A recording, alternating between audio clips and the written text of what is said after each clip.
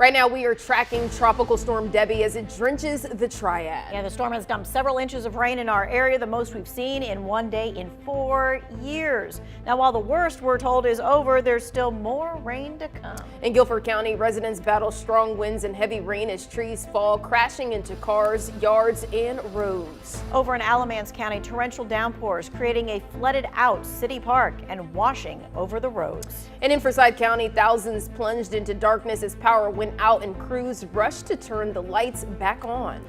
We have teams scattered all across the Triad and North Carolina giving you updates on Tropical Storm Debbie. But first, we have our WFMY News 2 weather team monitoring the storm to keep you safe. We'll start with Chief Meteorologist Tim Buckley. Tim, how much more rain are we going to get? Yeah, and right now, guys, the good news is that all the rainfall that we've been dealing with earlier has become more intermittent. So instead of being constant barrage of rain, now it's become scattered. Every now and then we're seeing this rain pushing into our area. This is the wide view of the storm. You'll notice the storm center is where it's swirling. That's down in South Carolina at the moment, but it is moving closer to North Carolina, and that center is just off to the east of Charlotte. Winds are supposed to be at 40 miles per hour, but honestly, we haven't seen many gusts quite that strong over the last couple of hours. I want to give a zoomed in view of this latest rain band. I know the sun might be out where you are, but this is truly torrential rain, and it's going to mess things up as it comes up to the north. It's moving in an odd direction, kind of lifting north and west, passing through Chatham County, entering Alamance, already in Randolph. It'll be coming to Guilford next. You cannot predict the weather today by looking at the sky. If you see sunshine, it doesn't mean it's going to stay that way for very long.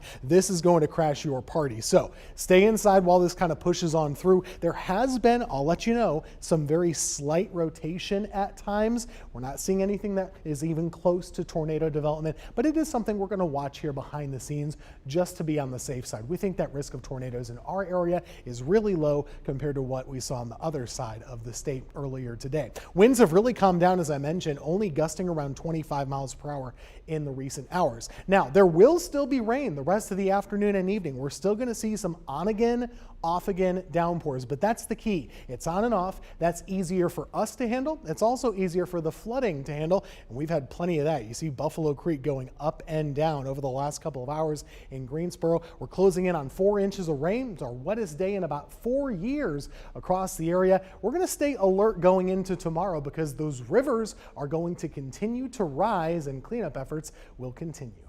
Go ahead, Nod. Tim, thank you. Yeah, and let's take a live look at the rain coming down across Guilford County. Yeah, we have 2 WFMY News 2 reporters, Amber Lake, Denise McMiller, who are out in all of it. We're going to start with Amber. What are you seeing so far? I'm out here on Wendover Avenue near the Holden Road exit, and a huge tree fell into the roadway. You can see crews are still cleaning up behind me. Traffic isn't even allowed through this area, and this scene actually looked a lot different than it did just 30 minutes ago. I was able to talk to the couple whose yard the tree fell out of, and they said that it happened around 12:30 this afternoon. As you can see, if the tree would have fallen to the side, it would have completely destroyed this home. Parts of Wendover have been closed off while the cleanup process continues, and the crews did say that they should be out here a couple more hours at least. Traffic isn't even allowed to drive through this area. In fact, I'm told cars are being turned around just a few miles back. We did see one car pull through this area, and the woman did get a ticket for driving down here when she wasn't supposed to. I spoke with Greensboro Parks and Rec, who explained that crews have been out and about in Greensboro since 6 this morning, removing trees from roadways. We hope this is it, but it's unpredictable. As of right now, we've had 56 down. We've got 36 up and cleared out of the way, and we're working on the remainder of the other 20.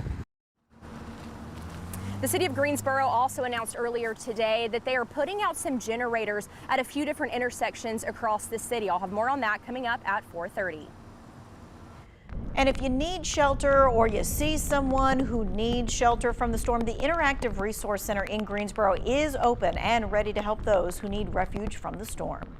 And the rain has swamped Sedgefield Country Club, forcing Wyndham Championship leaders to postpone day 1 of the tournament. We'll have more updates about the golf course coming up in a bit. Next up, Denise McMiller is also live on the streets of Greensboro. That's right. She found a downed tree on Lawndale Drive. Denise. Right now we are in between rain bands, but that does not mean to let your guard down. Follow me over here so I can show you exactly why. These are the kinds of situations folks are running into on the roadways. As you mentioned, this is on Lawndale Drive here in Greensboro. It's near the Lake Jeanette Road intersection. We have seen this tree snap. It is pulling down power lines. I did speak to the homeowner who lives right here where this tree came down at. They tell me that they do have power, and we do see that the lights and roadway lights are still active and working, so that is the good news here. But as you can see, folks are having to detour around this tree. We have seen some near accidents as well. I want to remind folks that they need to follow and listen to the barricades and detours that are up. There is traffic being redirected down to Lake Jeanette Road so that folks can avoid this area. We have seen folks crossing those barricades, driving down the roadway right there. That's where the barricade is. You see most folks right now are turning down Lake Jeanette Road, but we have seen some folks going around them. I want to remind folks to please, please, please listen to the detours and follow those detours.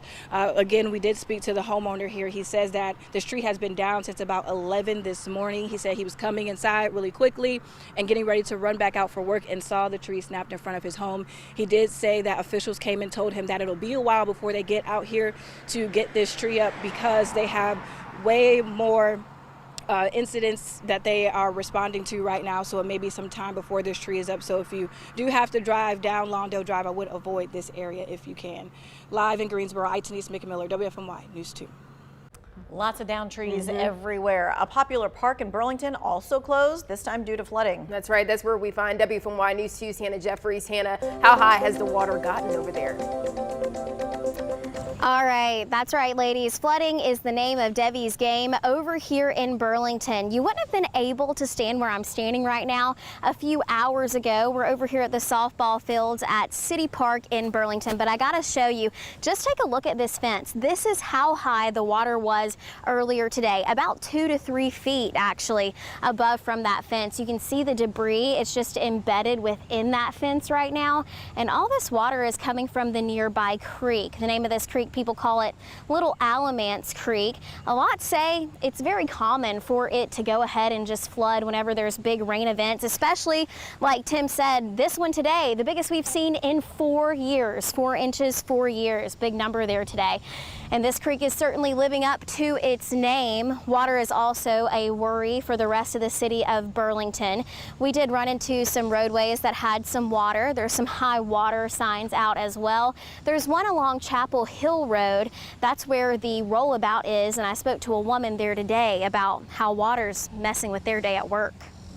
Water comes normally in our lobby area, so we have to get rags and rugs and stuff ready for that. So we did get a little prepared for that. We had to get the brooms and stuff ready and get that area swept off, and water, the wind is actually blowing, so the water's kind of flowing on the porch. All right, and all eyes are on the Hall River right now. The Hall River Police Department, they're expecting the Hall River to crest around 2 a.m. tomorrow morning. So if you live in that area, go ahead and be aware of that. As far as power goes in Alamance County, they're faring pretty well. At last check, Duke Energy said about 800 people are without power. Of course, like we said, circling back to the beginning, flooding is the main concern over here. There's a flash flood warning in effect until 6 p.m. tonight. Everybody be careful out there. Live in Burlington, I'm Hannah Jeffries, WFMY News 2. All right, Hannah, thank you. You are absolutely right. Let's get a quick update of power outages from around the Triad on our Duke Energy map right now. There's still tens of thousands of people without power across our state. You can actually see pockets of outages scattered across the Triad. And up next, we take a look at conditions in Forsyth County where power outages plunged thousands into darkness. Yeah, WFMY News 2's Joseph Leonard. He is live there in Forsyth County. So Joseph, we're wondering if the rain is letting up where you are, kind of looks like it, and how the power outages are going.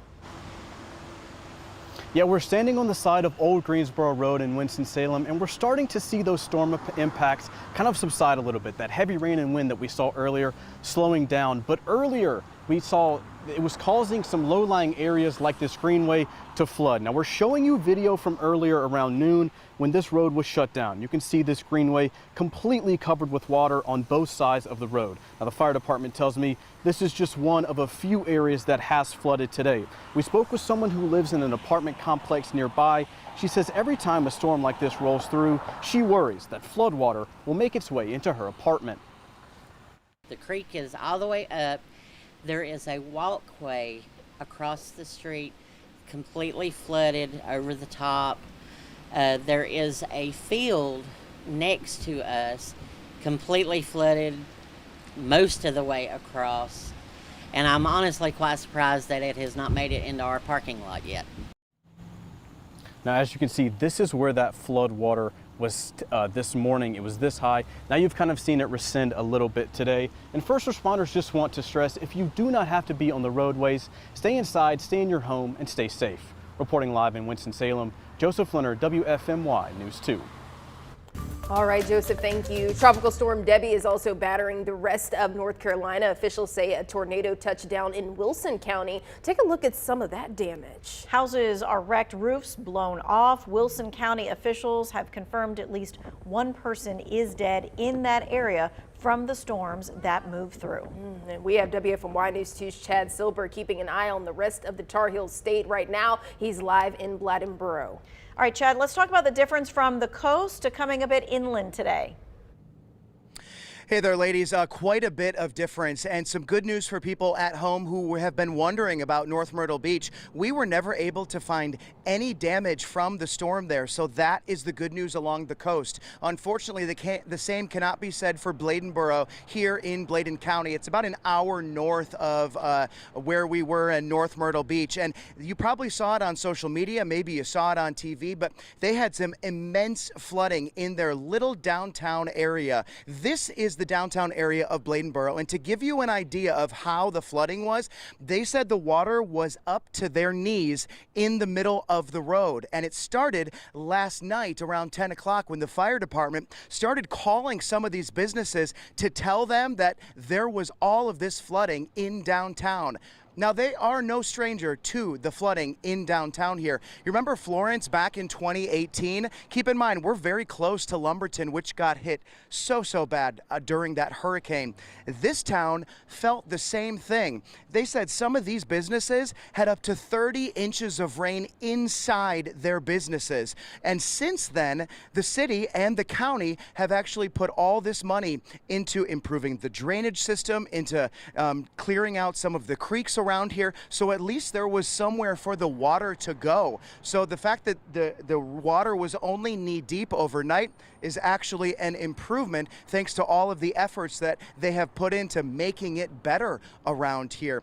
The real great thing that I have heard about this community today is how much this community has stuck together over the years, knowing that natural disasters do this to it. When I talked to some of the business owners today, they said they had sandbag stations 2 days ago where community members and churches dropped off huge truckloads of sand.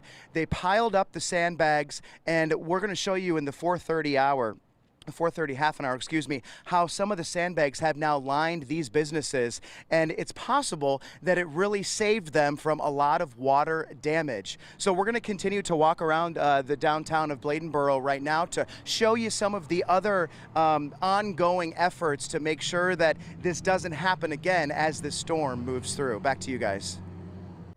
Chad, thank you. With Tropical Storm Debbie pouring rain on the Triad throughout the night, the best way for you to stay safe is to download the WFMY News 2 weather app. You will get the most up-to-date information on the storm from the most accurate weather team right here in the Triad. We'll be right back.